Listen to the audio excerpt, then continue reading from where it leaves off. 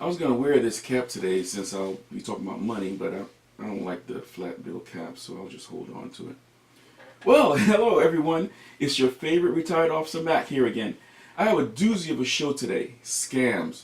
Don't you hate them? Well, welcome to the Ask Officer Mac show on the Mac Broadcasting Channel.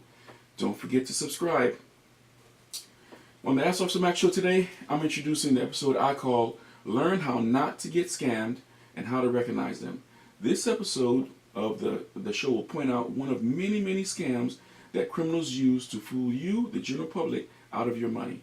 I will show you how to identify the scam and keep your money. Your job, should you decide to accept it, is to learn how not to be scammed and tell your friends and family about it. This message will self-destruct in 1 minute.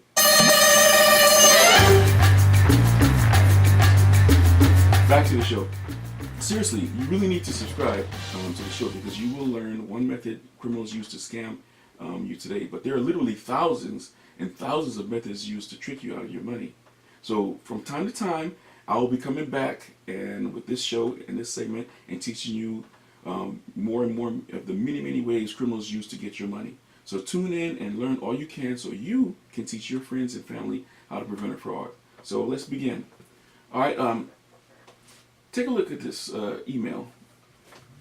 It said validate your account. That got your attention, right? It's got Bank of America on it. It reads, "Hi customer, suspicious transaction detected. Reminder your PDF password is blah blah blah.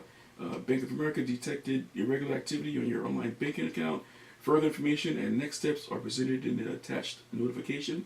Then it reads, "For your protection, you must verify this activity." The email ends with, "To review or change your email notification preferences, go to Profile and Preferences once inside Online Banking and then select Email and Address preferences." Thank you. At least they're polite, right? I hope you can see through the scam.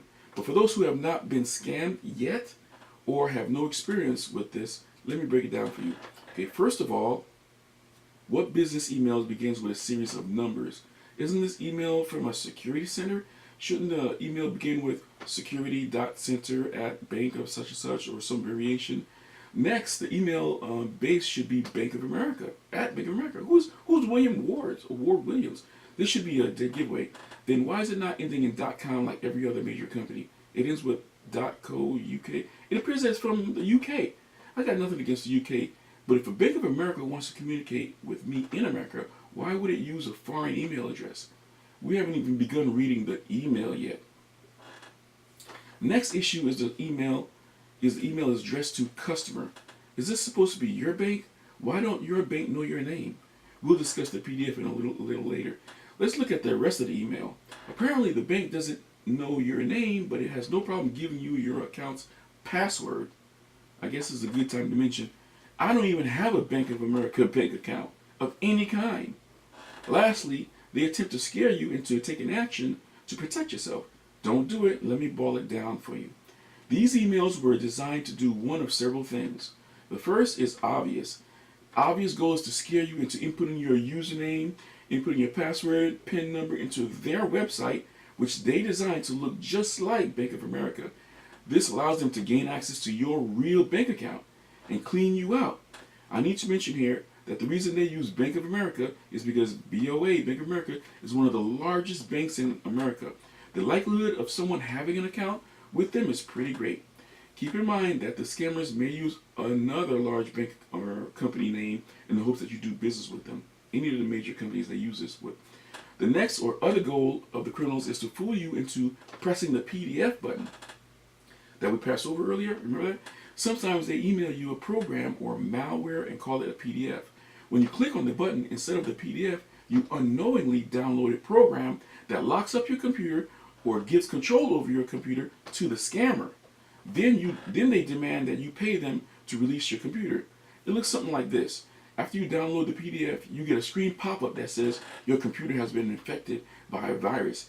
It gives a scary virus name.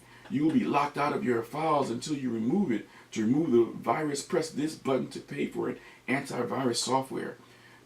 After you've paid for the computer to be released, unfortunately, the way the scam works is that every few months you will have the same problem because you downloaded this program, which will affect your computer periodically. I'll have a show in the future to explain how to totally remove those viruses without paying anything to the scammer. I'll just keep subscribed, you'll get that. Stay tuned for that. Back to this show though. You can see how with this, just a little bit of patience, you can identify a scam's email.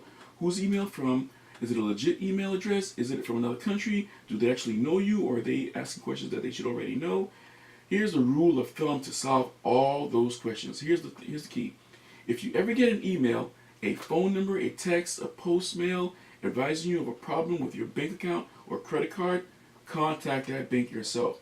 Don't use the phone number, email address that was provided in the scammer's contact with you. If you have a bank account with a particular bank, you should already have that contact information in your pocket, in your purse. You already have that. Call them yourself and confirm. If you have a problem with a bank, they should be aware of it already. No need to respond to the scary email or phone call you receive from an unconfirmed source. There you have it. I'm sure this will save someone thousands of dollars and hours, days, or weeks of stress and headaches. You're welcome.